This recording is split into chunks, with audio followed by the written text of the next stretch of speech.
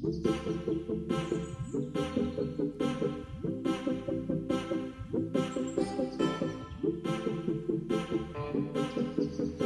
Friends, எல்லாருக்கும் good morning. நான் ரொம்ப நாள் கழிச்சு இன்னைக்கு தான் ஃபுல் வீடியோ போடலான்னு எடுத்துட்டு இருக்கேன். ஆக்சுவலி வந்து என்னன்னா, நாளைக்கு அமாவாசை இல்லையா, ஸோ அதனால இன்னைக்கு வந்து எங்கள் வீட்டில் வெஜிடேரியன் ஃபுட்டு தான். மோஸ்ட்டாக வெஜிடேரியன் ஃபுட் அதிகம். என்ன வந்து செய்கிறேன்னு சொல்லிட்டு உங்க கூட ஷேர் பண்ணுறேன். ஆக்சுவலி மஷ்ரூம் கிரேவி பண்ணியிருக்கேன். அது ஆக்சுவலி உங்களோட ஷார்ட்ஸ்லேயே நான் ஷேர் பண்ணியிருப்பேன், ரெசிபி ஷேர் பண்ண மாட்டேன். என்ன குக் பண்ணுன்ற வீடியோ வந்து உங்க கூட ஷேர் பண்ணியிருப்பேன். மார்னிங் பூரியும் மஷ்ரூம் கிரேவி பண்ணியாச்சு. இப்போதைக்கு வந்து மஷ்ரூம் பிரியாணி அண்ட் மஷ்ரூம் 65 பண்ணுறோம். மஷ்ரூம் 65 வந்து நான் மசாலா ஆல்ரெடி செஞ்சு வச்சுட்டேன். மஷ்ரூம் பிரியாணி மட்டும் உங்க கூட குயிக்காக ஷேர் பண்ணுறேன். எல்லாம் சம்மருக்கு வந்து ஃபஸ்ட்டு ஹைலைட்டாக இருக்கா, நிறைய தண்ணி கொடுத்துட்டே இருக்கேன். ஸோ அப்புறம் வாங்க என்னென்ன இன்க்ரீடியன்ட் தேவை மஷ்ரூம் பிரியாணிக்கு உங்க கூட ஷேர் பண்ணுறேன். வாங்க பார்க்கலாம். கருவேப்பிலை, தாளிக்கிறதுக்கு கருவேப்பிலை, 3 வெங்காயம் எடுத்திருக்கேன். அப்புறம் அரிசி வந்து நான் 1.5 கப் ஊற வச்சிருக்கேன். பாஸ்மதி ரைஸ் எடுத்திருக்கேன். 1.5 கப் பச்சரிசி பாஸ்மதி ரைஸ் ஊற வச்சிருக்கேன். அதுக்கப்புறம் வந்து 4 தக்காளி எடுத்திருக்கேன். அப்புறம் பச்சை மிளகா 3 எடுத்திருக்கேன். கொத்தமல்லி கொஞ்சம், புதினா ஒரு அரைக்கட்டு கொஞ்சமாக எடுத்து கழுவி வாஷ் பண்ணி வச்சுருக்கேன். அதுக்கப்புறம் வந்து இஞ்சி பூண்டு பேஸ்ட் நாங்கள் எப்பவுமே வீக்குக்கு வந்து, ஏன்னா நாங்கள் ஆஃபீஸ் போகிறதுனால டெய்லியும் பண்ணிகிட்டு இருக்க முடியாதுன்னு சொல்லிட்டுனால நாங்கள் வீக் எண்ட் ஆனால் அந்த மாதிரி இஞ்சி பூண்டு பேஸ்ட் வந்து போட்டு வச்சுப்போம். இஞ்சி பூண்டு பேஸ்ட்டு. அதுக்கப்புறமா மஷ்ரூம் பிரியாணிக்கு தேவையான மெயின் இன்க்ரீடியன்ட் மஷ்ரூம் பேக்கெட்டு நான் வந்து 3 பேக்கெட் வாங்கிட்டு வந்தேன்.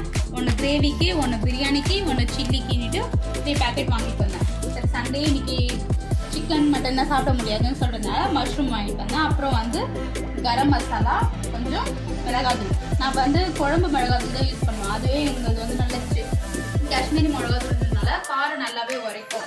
ஓகே ஃப்ரெண்ட்ஸ், நம்ம வந்து இப்போ ஃபர்ஸ்ட் வெஜிடபிள்ஸ்லாம் கட் பண்ணி நம்ம இன்னைக்கு குக்கரில் தான் பிரியாணி செய்ய போகிறோம். ஏன்னா நாங்கள் 3 பேர் தானே, பெரிய பாத்திரத்தில் எல்லாம் செய்ய மாட்டோம். ஸோ 3 பேர் தானே இருக்கிறதுனால நான் குக்கர்லேயே பிரியாணி செஞ்சிடலான்ட்டு ஃபஸ்ட்டு குக்கரை வச்சுட்டு எண்ணெய் ஊற்றிட்டேன்.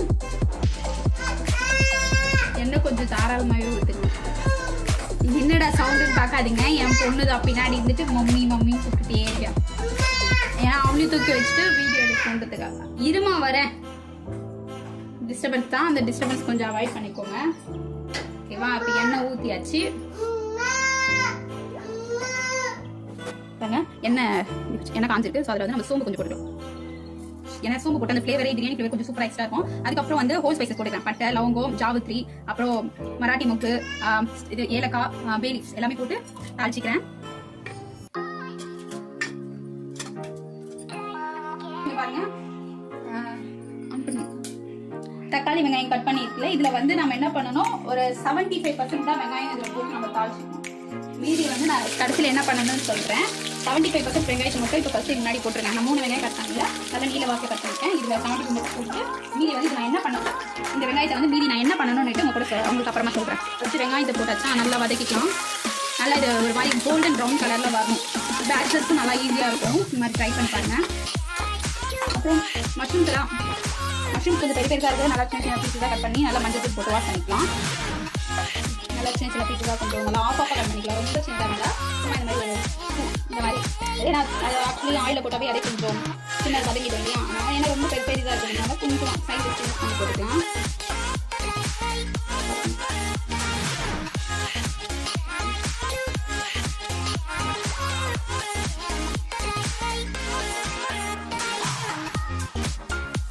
அப்புறம் இது வெங்காயம் வதங்கும் போது கொஞ்சமாக மாதிரி உப்பு எடுத்து கொஞ்சமாக போட்டுக்கிட்டீங்கன்னா வெங்காயம் கொஞ்சம் சீக்கிரமாக வதங்கிடும். இன்னும் ஈஸியாக இருக்கும் குக் பண்ணேன். வெங்காயம் நல்லா வதக்கணும். நல்லா இது இல்லாட்டி எப்படின்னா தனித்தனியாக வந்து நின்றுடும். ஸோ அதனால் இப்போ கொஞ்சம் கோல்டன் ப்ரௌன் வரைக்கும் நல்லா வறுத்து எடுத்துட்டா பிரியாணி நல்லா அப்படியே சூப்பராக நல்லா பொரிச்ச மாதிரி அழகாக இருக்கும். நல்லா டேஸ்ட்டாக இருக்கும்.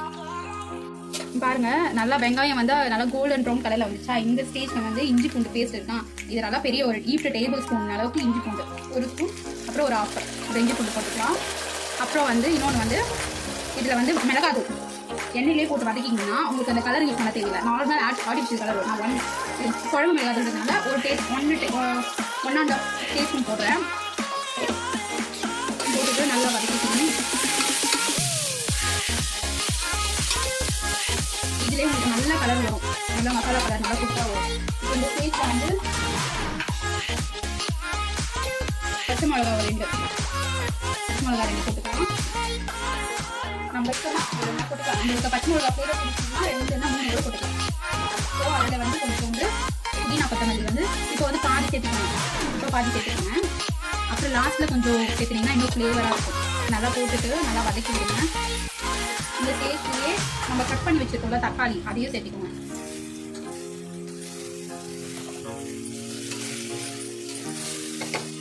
நல்லா கலந்து விட்டு நல்லா வதக்கி விடுங்க.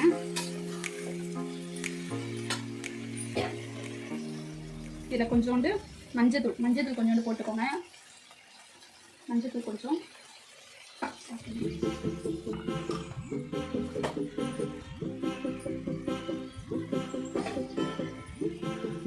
அப்புறம் இந்த ஸ்டேஜில் வந்து கொஞ்சமாக தயிர் ஊற்றிக்கோங்க. இன்னும் நம்ம 4 தக்காளி போட்டிருக்கோம்ல, ஒரு 2 to 3 டேபிள் ஸ்பூன் மட்டும் தயிர் ஊற்றினா போதும். நல்லா செம ஃப்ளேவரில் இருக்கும். அந்த மசாலாலாம் திரிஞ்சு வரும்போது பார்க்கவே சும்மா அப்பிடைசிங்காக இருக்கும் கலரு. இந்த டைப்பில் நிறைய புதினா சேர்த்தி பாருங்க, அதோட ஃப்ளேவரே சம்திங் டிஃப்ரெண்ட்டாக இருக்கும். நல்லா தக்காளி எல்லாம் வதங்கட்டும். இந்த ஸ்டேஜில் என்ன பண்ணனா நம்ம கட் பண்ணி வச்சுருக்க மஷ்ரூம்ஸ் இருக்குங்களா அதை போட்டுக்கலாம். மஷ்ரூம்ஸை போட்டு அது நல்லா கொஞ்சம் வதங்கட்டும். ஏன்னா மஷ்ரூமில் கொஞ்சம் தண்ணி வரும்ல. ஸோ அது ஏன்னா அப்போ நம்ம ரைஸ் போடும்போது போட்டோம்னா மஷ்ரூம் இருக்கிற தண்ணி வந்து ரைஸ் ஒரு மாதிரி குழஞ்சிடும். இப்போ ஃபஸ்ட்லேயே போட்டு நல்லா கலரி விட்டுட்டோம்னா அது இருக்க தண்ணி வந்து நல்லா கொதிச்சு நல்லா ஃப்ளேவராக வரும். நல்லா கலக்கி விட்டுடுங்க. கலக்கிட்டு ஒரு 2 to 3 மினிட்ஸ் நல்லா வதங்கட்டும். இந்த மசாலா கூட இந்த மஷ்ரூம் வந்து நல்லா ஜெல் ஆகட்டும். ஓகேங்களா? பாருங்க நம்ம கொஞ்சம் கூட தண்ணியே ஊற்றலை. பட் அவங்க பாருங்க எவ்வளோ தண்ணியாக வந்திருக்கு. நான் அதுக்கு தான் மஷ்ரூம் நல்லா போட்டுட்டு நல்லா வதக்கி விட்டுட்டா அதில் இருக்க தண்ணியெல்லாம், ஏன்னா மஷ்ரூமே கொஞ்சம் தண்ணியாக தான் இருக்கும். அப்போ தான் அந்த தண்ணியெல்லாம் ஈர்த்து அந்த மசாலா நல்லா இருக்கும். பாருங்க நான் தண்ணியே ஊற்றலை, அதுக்குள்ளே இப்போ தண்ணி வந்துட்டு சொல்லிட்டு. ஸோ இப்போ நான் மசாலா எல்லாம் நல்லா ஜெல் ஆயிடுச்சு. இப்போ என்ன பண்ணிக்கலாம்னா இப்போதான் நம்ம மெயினாக ஒன்று போட போகிறோம். என்னன்னா நம்ம வந்து முன்ன பாதியாக வெங்காயம் எடுத்து வச்சிருந்தோம்ல, அது வந்து இந்த ஸ்டேஜில் நம்ம ஆட் பண்ணிக்கிறோம். இது வந்து எனக்கு ஒரு முஸ்லீம் பாய் எனக்கு சொல்லிக் கொடுத்தது இது. ஏன்னா இப்படி போட்டால் மசாலா அங்கங்கே ஸ்டோர் ஆகுமா, வெங்காயம் இப்படி போட்டால். அப்போ வந்து என்ன ஆகும்னா டேஸ்ட் வந்து மசாலா அங்கங்கே இருக்கும்போது இந்த பாய் வீட்டு பிரியாணி எப்படி இருக்கும், மசாலா அங்கங்கே இருந்துட்டு அந்த மாதிரி இருக்கும். அப்புறம் இந்த ஸ்டேஜில் மீதி வச்சிருக்க புதினா போட்டுக்கிறோம். புதினா போட்டிங்கன்னா அது ஃப்ளேவரே செம்ம டேஸ்ட் சூப்பராக இருக்கும். புதினாலாம் போட்டுட்டு நல்லா ஒரு டைம் கலந்து விட்டுட்டு இப்போ வந்து என்ன பண்ணோம்னா நான் இப்போ வந்து 1.5 இந்த கப்பில் வந்து 1.5 கப் வந்து அரிசி எடுத்துருக்கேன். ஸோ இதுக்கு வந்து 1க்கு வந்து 1.5 அப்படின்ற கணக்கில் நான் தண்ணி ஊற்றிக்கிறேன். 1க்கு வந்து 1 ஊற்றிக்கிறேன். அதுக்கப்புறம் மீதி நல்லா தண்ணி நல்லா கொதிக்கட்டும். கொதிச்ச பின்னாடி இதில் வந்து அரிசி ஆட் பண்ணிவிட்டு ஒரே 2 விசில் வச்சு எடுத்தால் நம்மளுக்கு சூப்பராக கமகமன்னு மஷ்ரூம் பிரியாணி ரெடி ஆகிடும். நீங்கள் வெறும் மிளகாதூள், உப்பு, இந்த தக்காளி, வெங்காயம் போட்டு செஞ்சாவே டேஸ்ட் செம்ம சூப்பராக இருக்கும். நான் ஏன்னா இந்த பச்சை மிளகா நிறைய ஆட் பண்ணிக்கோங்க. இந்த பச்சை மிளகா ஆட் பண்ணிங்கன்னா அது ஃப்ளேவரில் அந்த ரைஸில் இறங்கும் போது இன்னும் சூப்பராக இருக்கும். இந்த மாதிரி வெங்காயத்தை கடைசியில் ஆட் பண்ணி பாருங்க. இந்த பாய் எனக்கு சொல்லி கொடுத்த ரெசிபி தான். அவர் அந்த மாதிரி தான் கடைசியாக போடுவார். செஞ்சு பிரியாணியெல்லாம் அரிசி போடுற டைமில் கடைசியாக இந்த கொஞ்சமாக வெங்காயம் தூவி விடுவார். டேஸ்ட் மசாலா அங்கங்கே ஓரமாக ஓட்டுறதுக்கு அது ஒரு ரெசிபி எனக்கு சொல்லி கொடுத்தாரு. அப்புறமா எண்ணெயிலே நீங்கள் வந்து மிளகாத்தூள் போட்டிங்கன்னா நீங்கள் இந்த கலர் பவுடர்ஸ் அதெல்லாம் ஆட் பண்ண வேண்டிய அவசியமே இல்லை. அதுவே நல்லா சூப்பர் கலர் வரும். நான் பிரியாணி ரைஸ் வந்து வெந்து வரும்போது என்ன கலர் வருது உங்க கூட காட்டுறேன். ஓகேங்களா? எல்லாம் போட்டு தண்ணி நல்லா கொதிச்சிடுச்சு. இந்த ஸ்டேஜ்ல வந்து நம்ம அரிசி போட்டுக்கலாம். சவுண்ட் மட்டும் கொஞ்சம் அவாய்ட் பண்ணிடுங்க. என் பொண்ணு தான்.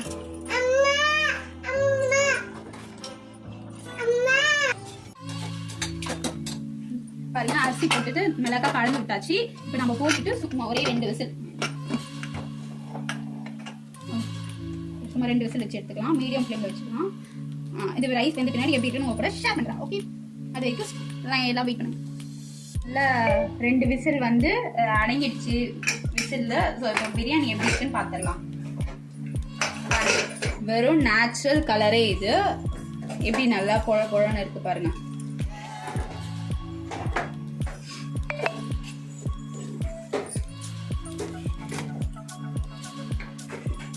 பாருங்க நல்லா மசாலா நல்லா இறங்கிருக்கு. ஓகேவா? இது ஒரு பிளேட்ல வந்து சர்வ் பண்ணிக்கலாம்.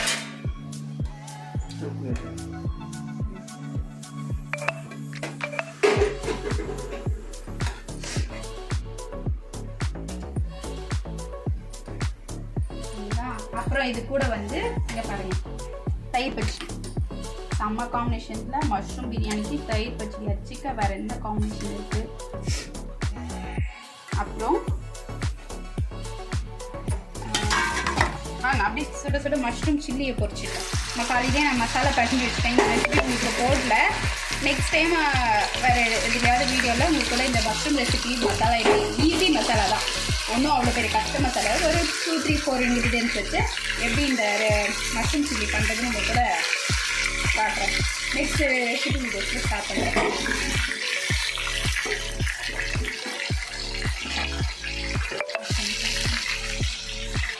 அவ்வளோதான் இன்னைக்கான சண்டே ஸ்பெஷல். வந்து எங்கள் வீட்டில் நான் வெஜிடேரியன் சொல்லியிருந்தேன். இப்படி தான் மஷ்ரூம் பிரியாணி செய்யறது. நீங்கள் பேச்சுலர்ஸாக இருந்தாலும் சரி, ஹவுஸ் ஒய்ஃபாக இருந்தாலும் இந்த மாதிரி ஈஸி மெத்தடாக ட்ரை பண்ணி பாருங்கள். உங்களுக்காக தான் நான் கிளியராக ஸ்டார்டிங்லேருந்து எண்டு வரைக்கும் கிளியர் வீடியோ போட்டிருக்கேன். செக் பண்ணி எல்லாரும் யூஸ்ஃபுல்லாக மஷ்ரூம் பிரியாணி செஞ்சு ஹஸ்பண்ட்க்கோ இல்லை உங்கள் இல்லாத யாருக்காக இருந்தாலும் அது செய்யலாம். Okay friends, bye. Next video சந்திக்கலாம். மஷ்ரூம் வெந்துட்டு இருக்கு. ஸோ வந்து நான் ஷார்ட்ஸில் ஷேர் பண்ணுறேன். பாய்.